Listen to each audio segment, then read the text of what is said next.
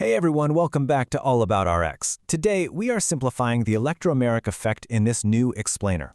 Honestly, if you've ever stared at a biochemistry mechanism and found yourself completely confused by how reagents can just instantly change the way molecules behave on the fly, you are in exactly the right place. We're going to break this notoriously tricky concept down so it actually makes sense. Here is our game plan for today. We're going to cover 1. What the electromeric effect is, 2. Its core mechanism, 3. The two types, positive and negative E, 4. High-yield exam comparisons, and 5. A quick recall summary to lock it all in. All right, let's kick things right off with part 1. What exactly is the electromeric effect?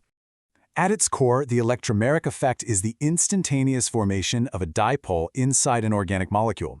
This is caused by the complete transfer of a shared pi electron pair over to just one atom, and it's entirely triggered by an attacking reagent. Think of the reagent like a massive celebrity walking into a room. Suddenly, all the electrons just completely rush over to one side. The absolute most crucial words here are instantaneous and complete transfer. We aren't talking about a partial, halfway shift here. One atom is getting that entire electron pair, but only when that reagent shows up to start the party. It is strictly a temporary effect, but it is a total game changer because this split-second shift drives countless chemical reactions in the body. Okay, moving right along to part 2, the core mechanism. Let's actually visualize how this works. So picture a double bond sitting there between two carbon atoms. Everything's stable, right? But then a reagent, say an electrophile like a hydrogen ion, comes swooping in to attack. This forces an immediate reaction. Those two pi electrons in the double bond completely abandon ship and shift entirely over to one of the carbon atoms. The carbon that just lost its share of the electron pair, well, it becomes positive, and the atom that gained the pair instantly becomes negative, which creates our dipole. The whole process is just a complete physical relocation of those electrons. Now, you might be wondering, why doesn't this just happen everywhere? Well, there's a very strict rule for the electromeric effect. It only ever occurs in multiple bonds. We're talking strictly double or triple bonds here. You will absolutely never see this happen in a single sigma bond. Why? Because pi bonds are formed by a lateral or sideways overlap of atomic orbitals. That sideways overlap is just inherently weaker than the super strong head-on overlap of sigma bonds. Because they're weaker, those pi electrons are way more mobile, making them much easier to snap off and transfer when a reagent attacks. And this leads us to what is arguably the most vital characteristic of the entire effect. It is totally reversible.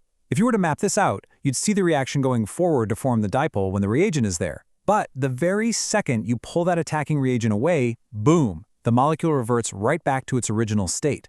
I really want to hammer this home for you guys. The electromeric effect is strictly temporary. No reagent, no effect. It's really that simple. So, we know how it works, and we know it's temporary. Let's jump into part 3, the two types, positive E and negative E. We categorize this effect purely based on which direction the electrons run relative to that attacking reagent. In the positive electromeric effects, or plus E, the pi electron pair basically runs towards the attacking reagent for a chemical hug.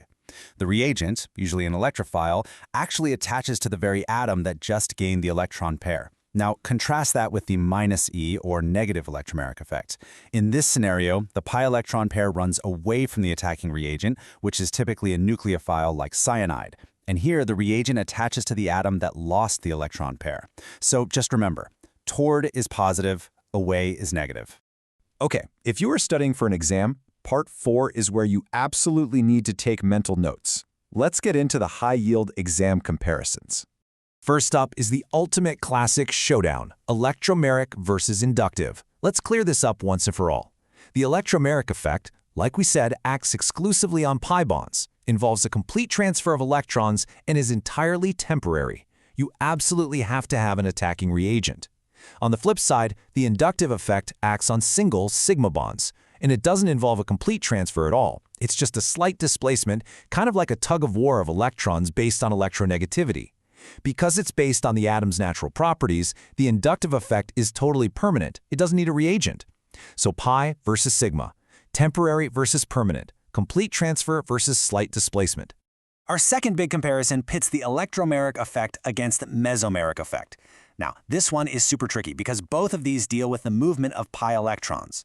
The main difference, the trigger. The electromeric effect strictly requires an outside attacking reagent. Again, no reagent, no effect. The mesomeric effect, however, is a permanent state of resonance inside a molecule. It happens completely on its own, with or without any outside reagent showing up. So, rule of thumb, when you see permanent resonance, think mesomeric. When you see a temporary reagent attack, think electromeric.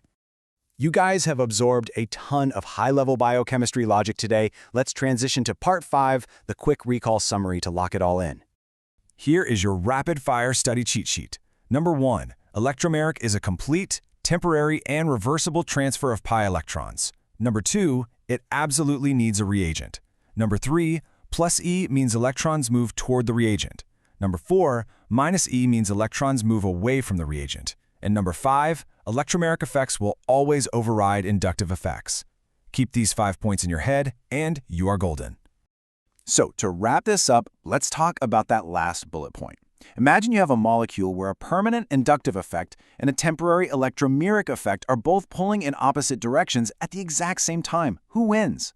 Like we just said, the electromeric effect completely dominates. Why? Because a full physical transfer of those highly mobile pi electrons during an active attack is always going to overpower the slight permanent tug of an inductive effect. It's no contest. But here's a provocative thought to leave you with. What do you think happens if a molecule has a permanent mesomeric effect fighting against a temporary electromeric one? Which force takes the crown then? I'll let you chew on that for your next study session. Thanks so much for hanging out with us for this explainer. Hit that like button if this helped, and I'll catch you guys in the next one.